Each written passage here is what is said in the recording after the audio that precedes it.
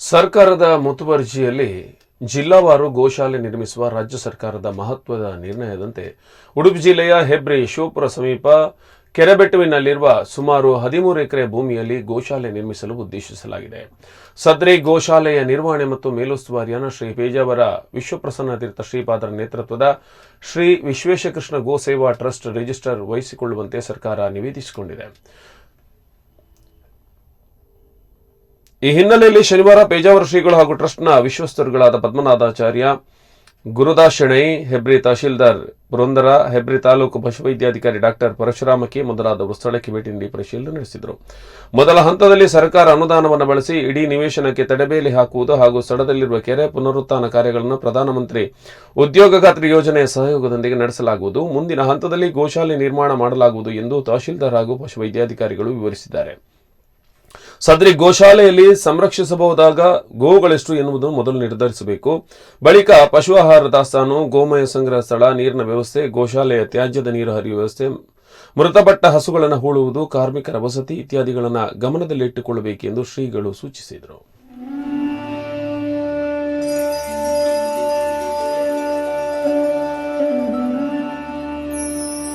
ಈ ಬಗ್ಗೆ ಹೆಚ್ಚಿನ ಮಾಹಿತಿಯನ್ನು ಪಡೆಯುವುದಕ್ಕಾಗಿ ವಾಸುದೇವ್ ಭಟ್ ಪೆರಂಪಳ್ಳಿ ನಮ್ಮ ಜೊತೆ ಇದ್ದಾರೆ. ನೇರ ಸಂಪರ್ಕದಲ್ಲಿ ಅವರನ್ನ ಮಾತಾಡಿಸೋಣ. ವಾಸುದೇವ್ ಭಟ್ರೆ, ನಮಸ್ಕಾರ. ಪೇಜಾವರ ಶ್ರೀಗಳು ಈಗಾಗಲೇ ನೀಲಾವರದಲ್ಲಿ ಗೋಶಾಲೆಯನ್ನ ಮಾಡುವುದರ ಮೂಲಕ ಅದ್ಭುತವಾದಂತಹ ಗೋಸೇವೆಯನ್ನ ಮಾಡ್ತಾ ಇದ್ದಾರೆ, ಹಲವಾರು ಸಂಕಷ್ಟಗಳ ನಡುವೆಯೂ ಅಲ್ವಾ? ಇದೀಗ ಈ ಒಂದು ರಾಜ್ಯ ಸರ್ಕಾರದ ಹೊಸ ಯೋಜನೆ ಹೇಗಾಗತ್ತೆ ಮತ್ತು ರೂಪುರೇಷೆ ಹೇಗಿರುತ್ತೆ ಅನ್ನೋದ್ರ ಬಗ್ಗೆ ಒಂಚೂರು ಮಾಹಿತಿಯನ್ನು. ಈಗ ಪೇಜಾವರ ಶ್ರೀಗಳು ನೀಲಾವರ, ಹೆಬ್ರಿಯ ಕಬ್ಬಿನಾಲೆ ಮತ್ತು ಕೊಡವೂರಿನಲ್ಲಿ ಈಗಾಗಲೇ 3 ಗೋಶಾಲೆಗಳು ನಡೀತಾ ಇದ್ದಾವೆ. ಮತ್ತೊಂದು ಗೋಶಾಲೆ ಹೆಬ್ರಿ ಸಮೀಪ ಗಿಲ್ಲಾಳಿಯಲ್ಲಿ ಅವರು ದಾನವಾಗಿ ಕೊಟ್ಟಂತ 7 ಎಕರೆ ಭೂಮಿಯಲ್ಲಿ ಸುಮಾರು 5 ಕೋಟಿ ರೂಪಾಯಿ ವೆಚ್ಚದಲ್ಲಿ ಈಗಾಗಲೇ ಒಂದು ಮೊದಲ ಹಂತದ ಕಾಮಗಾರಿಯಾಗಿ ನಾವು 1 ಕೋಟಿ ರೂಪಾಯಿ ವೆಚ್ಚದಲ್ಲಿ 200 ದನಗಳಿಗೆ ಉಳಿಕೊಡುವಂತ ಗೋಶಾಲೆಗಳ ಕಟ್ಟಡ ನಿರ್ಮಾಣ ಪ್ರಗತಿಯಲ್ಲಿದೆ. ಇವತ್ತಲ್ಲಿ ಸರ್ಕಾರ ಕೂಡ ಜಿಲ್ಲಾವಾರು ಗೋಶಾಲೆ ಆಗಬೇಕು ಅಂತ ಹೇಳಿ ಒಂದು ಘೋಷಣೆಯನ್ನು ಮಾಡಿತ್ತು. ಅದಕ್ಕೆ ಹಿನ್ನೆಲೆಯಾಗಿ ಬಂದದ್ದು ಯಡಿಯೂರಪ್ಪನವರು ರಾಜ್ಯದಲ್ಲಿ ಗೋಹತ್ಯೆ ನಿಷೇಧ ಕಾನೂನನ್ನು ಜಾರಿಗೆ ಮಾಡಿದ ನಂತರ ಸರ್ಕಾರದ ಹೊಣೆಗಾರಿಕೆ ಕೂಡ ಹೆಚ್ಚಾಯಿತು. ಸ್ವಾಭಾವಿಕವಾಗಿಯೇ ಗೋರಕ್ಷೆ ಅಕ್ರಮ ಗೋಸಾಗಾಟದ ವಿಚಾರದಲ್ಲಿ ಸರ್ಕಾರ ಕೂಡ ಒಂದಷ್ಟು ಮುತುವರ್ಜಿ ವಹಿಸಿಕೊಂಡು ಅದರಿಂದ ಹಿಡಿದಂತ ರಕ್ಷಿಸಲ್ಪಟ್ಟ ಗೋವುಗಳನ್ನ ಪೋಷಣೆ ಮಾಡಬೇಕಾದಂತ ಜವಾಬ್ದಾರಿ ಹಿನ್ನೆಲೆಯಲ್ಲಿ ಯಡಿಯೂರಪ್ಪನವರು ಜಿಲ್ಲಾವಾರು ಗೋಶಾಲೆಗಳ ಸ್ಥಾಪನೆಗೆ ಆದೇಶ ಮಾಡಿದರು.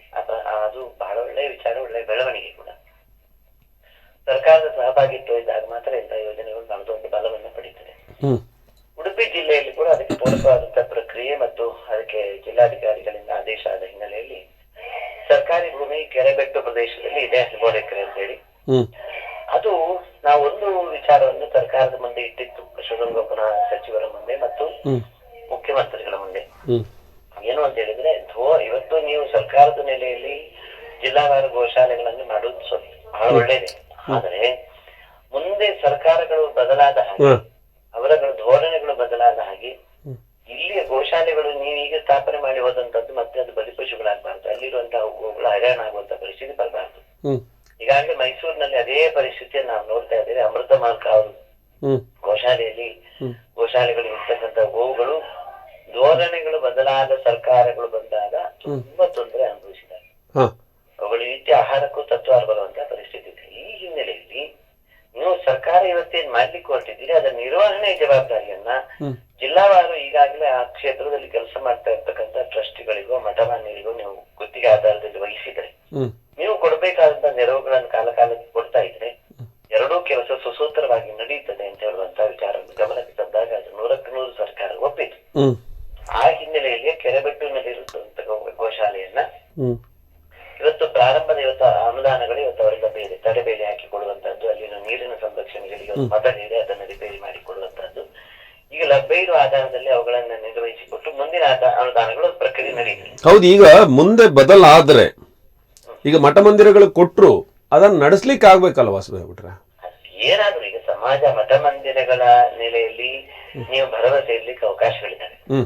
ಕೊನೆಗೆ ಸ್ವಾಮೀಜಿಯವರು ಆ ಉದ್ದೇಶಕ್ಕಾಗಿ ತಮ್ಮ ಜೀವನವನ್ನು ಮುಡಿಪಾಗಿಟ್ಟಂತ ಪ್ರಜಾಂಶಗಳಂತವರು ರಾಮಚಂದ್ರಾಪುರ ಮಠದಂತವರು ಅನೇಕ ಮಠ ಮಾನ್ಯರು ಇವತ್ತು ಗೋಶಾಲೆಗಳನ್ನ ಕೊನೆಗೆ ಬೀಡಿಗಾಗಿ ಆದ್ರೂ ಅವರ ಭಕ್ತರಿಂದ ನಡೆಸುವಂತ ವ್ಯವಸ್ಥೆಗಳಿದೆ.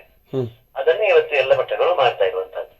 ಗೋವುಗಳಿಗಾಗಿ ಭಿಕ್ಷೆ ಬೇಡಿ ಆದ್ರೂ ನಾವು ಮಾಡ್ತೇವೆ ಅಂತ ಹೇಳುವ ಕೆಟ್ಟ ರೀತಿ ಬದ್ಧರಾದಾಗ ಆ ಭರವಸೆಗಳು 100ಕ್ಕೆ 100 ನಾವು ಇಟ್ಕೊಳ್ಳಿಕ್ಕೆ ಅವಕಾಶಗಳಿದ್ದಾವೆ.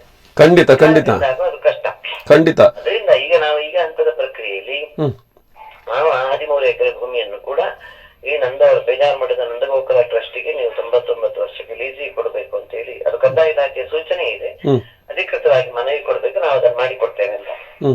ಆ ಹಂತ ನಡೆದ್ರೆ ಖಂಡಿತವಾಗಿಯೂ ಒಂದು ಒಳ್ಳೆಯ ಬೆಳವಣಿಗೆ, ಒಳ್ಳೇದು ಕೂಡ ಒಳ್ಳೆಯ ಗೋಶಾಲೆ ನಡೆಸಬೇಕು ಅಂತ ಹೇಳಿ ಬೇಜಾರುಶ್ರೀಗಳ 100ಕ್ಕೆ 100 ಅಪೇಕ್ಷೆಗಳಿದ್ದಾವೆ. ಹೌದು, ಒಂದೇ ಕರ್ನಾಟಕದಲ್ಲಿ ಬೇಜಾರುಶ್ರೀಗಳು ಒಂದು ಅಪೇಕ್ಷೆ ಪಡಿದ್ದಾರೆ, ಕರ್ನಾಟಕದಲ್ಲಿ ಸಾಧ್ಯವಾದಷ್ಟು ನಾವು ಗೋಶಾಲೆಗಳನ್ನು ಕಟ್ಟಲೇಬೇಕು. ಖಂಡಿತ ಖಂಡಿತ. ಅದಕ್ಕೆ ಕಟಿಬದ್ಧರಾಗಿ ಕೆಲಸ ಮಾಡ್ತಾ ಇದ್ದೇವೆ. ಒಳ್ಳೆ ಸರ್ಕಾರದ ಸಮಾಜದ ಸಹಕಾರ ಕೂಡ ಒಳ್ಳೆ ರೀತಿಯಲ್ಲಿ ಸಿಗ್ತದೆ ಅಂತ ಹೇಳಿ ವಿಶ್ವಾಸ ಇದೆ. ಕೊಡವರು ಗೋಶಾಲೆಗೂ ಕೂಡ ಹೊಸ ಬಿಲ್ಡಿಂಗ್ ಅನ್ನು ನಾವು ಇವತ್ತು 1 ಕೋಟಿ ರೂಪಾಯಿ ವೆಚ್ಚದಲ್ಲಿ ಕಟ್ಟಲಿಕ್ಕೆ ಕಳೆದ ವಾರವಷ್ಟೇ ಶಿಲಾನ್ಯಾಸ ಮಾಡಿದ್ದೇವೆ. ಮತ್ತೆ ಹೆಬ್ರಿಯ ಗೋಶಾಲೆ ಚೆನ್ನಾಗಿ 2 ಗೋಶಾಲೆಗಳು ಚೆನ್ನಾಗಿ ನಡೀತದೆ. ನೀಲಾವರ ಗೋಶಾಲೆ ಕೂಡ ಮತ್ತೊಂದಷ್ಟು ನಾವು ಅದು ಸೇರ್ಪಡೆ ಅಲ್ಲಿ ಬರ್ತಾ ಇರ್ತಕ್ಕಂಥ ದನಗಳ ಸಂಖ್ಯೆ ಹೆಚ್ಚಾದ ಹಾಗೆ ಗೋಗಳ ಗೋಶಾಲೆಗಳ ಬಿಲ್ಡಿಂಗ್ ಕಟ್ಟಡಗಳನ್ನು ಕೂಡ ಹೆಚ್ಚುವರಿ ಕಟ್ತಾ ಇದ್ದೇವೆ. ಖಂಡಿತ ಖಂಡಿತ. ಅದು ಪ್ರಕ್ರಿಯೆ ಜಾರಿಯಲ್ಲಿ ಇರ್ತದೆ. ಈ ಮೂಲಕವಾಗಿ ಒಂದಷ್ಟು ಉದ್ಯೋಗ ಸೃಷ್ಟಿಯಾಗುವಂತ ಸಾಧ್ಯತೆಗಳು ಇವೆ ಅಂತ ಅನಿಸ್ತದೆ ಅಲ್ವಾ? ಉದ್ಯೋಗ ಖಂಡಿತ ಇದೆ. ಮತ್ತೆ ಇನ್ನೊಂದು ಸರ್ಕಾರ ಇವತ್ತು ಕೇಂದ್ರ ಸರ್ಕಾರದ ನಾನು ಇವತ್ತು ನಿಮ್ಮ ಸಮಯಾವಕಾಶ ಎಷ್ಟು ಉಂಟು ಗೊತ್ತಿಲ್ಲ, ಅದು ಹೇಳ್ತೇನೆ. ಕೇಂದ್ರ ಸರ್ಕಾರ ಇವತ್ತು ಬದಲಿ ಇಂಧನ ಮೌಲ್ಯಗಳಿಗಾಗಿ ಒಂದಷ್ಟು ಶೋಧ ನಡೆಸ್ತಾ ಇದೆ. ಅದಕ್ಕಾಗಿ ಪ್ರತ್ಯೇಕ ಸಚಿವಾಲಯವನ್ನು ತೆರೆಯಿತು. ನವೀಕರಿಸಬಹುದಾದ ಇಂಧನ ಸಚಿವಾಲಯದ ಮೂಲಕ ಮುಂದೆ ಭವಿಷ್ಯತ್ತಿನಲ್ಲಿ ಜಲಮೂಲದಿಂದ ವಿದ್ಯುತ್ಗಳನ್ನಾಗಲಿ ಬೇರೆ ಶಕ್ತಿಗಳನ್ನು ಉತ್ಪಾದನೆ ಮಾಡುವಂತಹದ್ದು ತುಂಬಾ ದುರ್ಲಭ ಆಗ್ತದೆ. ನೀರಿನ ಲಭ್ಯತೆ ಕಡಿಮೆ ಆದ್ರೆ ಜಲಮೂಲಗಳಿಂದ ನೀವು ಉತ್ಪಾದನೆ ಮಾಡುವುದನ್ನು ವಿದ್ಯುತ್ ಅಂತ ಶಕ್ತಿಗಳನ್ನು ಉತ್ಪಾದನೆ ಮಾಡುವುದಕ್ಕೆ ಬದಲಾಗಿ ಬದಲಿ ಇಂಧನ ಮೂಲಗಳು ಸೋಲಾರ್ ಮೊದಲಾದಂತಹ ಶಕ್ತಿಗಳ ಬಗ್ಗೆ ಹೆಚ್ಚು ಗಮನ ಹರಿಸ್ತಾ ಇದ್ದಾರೆ. ಅದರಲ್ಲಿ ಒಂದು ಬಯೋಗ್ಯಾಸ್ ವಿದ್ಯುತ್, ಬಯೋ ಪವರ್ ಪ್ಲಾಂಟ್ಗಳು. ಇವತ್ತು ಆ ಬಯೋ ಪವರ್ ಪ್ಲಾಂಟ್ ಇಂದಾಗಿ ಈ ಗೋಶಾಲೆಗಳಿಗೆ ನಿಶ್ಚಯವಾಗಿ ಒಂದಷ್ಟು ಬಲ ಬರ್ತದೆ. ಖಂಡಿತ. ಅಲ್ಲಿ ದಿನವಾಗಿ ನಾವು ವಿದ್ಯುತ್ ಉತ್ಪಾದನೆಯನ್ನು ಮಾಡಿ ಬಯೋ ಪವರ್ ಪ್ಲಾಂಟ್ ಅನುಷ್ಠಾನಕ್ಕೆ ತಂದು ಅಲ್ಲಿ ವಿದ್ಯುತ್ ಉತ್ಪಾದನೆ ಮಾಡಿ ಆರ್ಥಿಕತೆಗೆ ಬಹಳ ದೊಡ್ಡ ಬಲ ಬರ್ತದೆ. ಇಂಧನ ಮೂಲಗಳು ಅಲ್ಲಿ ಇವತ್ತು ನಮ್ಮ ಒಂದು ಸಣ್ಣ ಉದಾಹರಣೆ ಹೇಳುವಂತದ್ದು, ಈಗಾಗಲೇ ಕೇಂದ್ರ ಸರ್ಕಾರದ ಸೂಚನೆಯಂತೆ ನೀಲಾವರ ಗೋಶಾಲೆಗೆ ತಜ್ಞರು ಬಂದು ಹೋಗಿದ್ದಾರೆ. ಅಲ್ಲಿರುವ ಲಭ್ಯ ಗೋಮಯಗಳ ಆಧಾರದಲ್ಲಿ 1,500 ಯೂನಿಟ್ ಉತ್ಪಾದನೆ ವಿದ್ಯುತ್ ಅನ್ನು ದಿನವಹಿ ಉತ್ಪಾದನೆ ಮಾಡಬಹುದು ಅಂತ. ಇದನ್ನ ಉಡುಪಿಯ ಕೆಇಬಿಗಳಿಗೆ ಕೆಇಬಿಯೊಂದಿಗೆ ಒಡಂಬಡಿಕೆ ಮಾಡಿಕೊಂಡು ಮೆಸ್ಕಾಂನೊಂದಿಗೆ ನಾವು ಅವರಿಗೆ ಅಲ್ಲಿ ಗ್ರಿಡ್ ಗಳನ್ನು ಅಳವಡಿಸಿ ನಾವು ಸರಬರಾಜು ಮಾಡುವುದರಿಂದ ನೈಸರ್ಗಿಕವಾದ ನೆಲೆಯಲ್ಲಿ ವಿದ್ಯುತ್ ಮೂಲಗಳ ಶೋಧ ಆಗ್ತದೆ, ಪರಿಸರದ ಮೇಲೆ ಹಾನಿ ತಪ್ಪದೆ, ಗೋಶಾಲೆಗಳಿಗೆ ಒಂದು ನಿರ್ದಿಷ್ಟ ದರವನ್ನು ಅವರು ನಿಗದಿ ಮಾಡ್ತಾರೆ, ನಿರ್ವಹಣೆಗೆ ಒಂದು ಆದಾಯ ಬರ್ತದೆ. ಇಲ್ಲಿದ್ರೆ ಗೋಮಯ ಉತ್ಪಾದನೆ ಇವತ್ತು ನಾವು ಕೊಡ್ತಾ ಇರುವಂತಹದ್ದು ಗೋಶಾಲೆಗಳಲ್ಲಿ ಇವತ್ತು ಉತ್ಪತ್ತಿಗಳಿಲ್ಲ. ಅಲ್ಲಿ ಕೊಡ್ತಾ ಇರ್ತಕ್ಕಂಥ ಗೋಮಯವನ್ನು ನಾವು ರೈತರಿಗೆ ತುಂಬಾ ಕನಿಷ್ಠ ದರದಲ್ಲಿ ಕೊಡ್ತಾ ಇದ್ದೇವೆ. ಅದರಿಂದಾಗಿ ನೀಲಾವರದ ಗೋಶಾಲೆಗೆ ಮಾಹೆಯಾನು 35-40 ಲಕ್ಷ ರೂಪಾಯಿ ನಮ್ಗೆ ಖರ್ಚು ಬರ್ತದೆ. ಇದಕ್ಕೆ ಆದ್ರಿಂದ ಗೋಮಯಗಳು ಗಂಡು ದನಗಳ ಉಪಯೋಗ ಏನು ಅಂತ ಹೇಳುವಂತ ಪ್ರಶ್ನೆ ಬಹಳ ದೊಡ್ಡದಾಗಿ ಉಳ್ಕೊಂಡಿದೆ.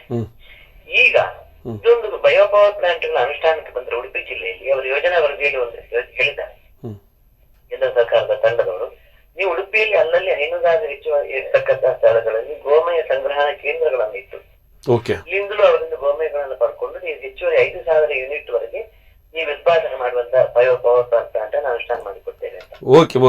ಆದ್ರೆ ಹೈನುಗಾರಿಗೂ ಬಲ ಬರ್ತದೆ, ಗೋಮಯದಿಂದ ಗಂಡು ಹಕ್ಕುಗಳ ಪೋಷಣೆಯಿಂದ ಒಂದಷ್ಟು ಉತ್ತರ ಬರ್ತದೆ, ಗೋಶಾಲೆಗಳಿಗೆ ಬರ್ತದೆ. ಮತ್ತೆ ನೈಸರ್ಗಿಕವಾದಂತಹ ಇಂಧನ ಮೂಲಗಳು ಒಂದಷ್ಟು ಶೋಧ ದೇಶಕ್ಕೆ ಭವಿಷ್ಯದಲ್ಲಿ ಬಹಳ ದೊಡ್ಡ ಬಲ ಸಿಗ್ತದೆ. ಸರಿ, ಮಾಹಿತಿಗಾಗಿ ಧನ್ಯವಾದಗಳು ವಾಸುಗೌಡ್ರೆ.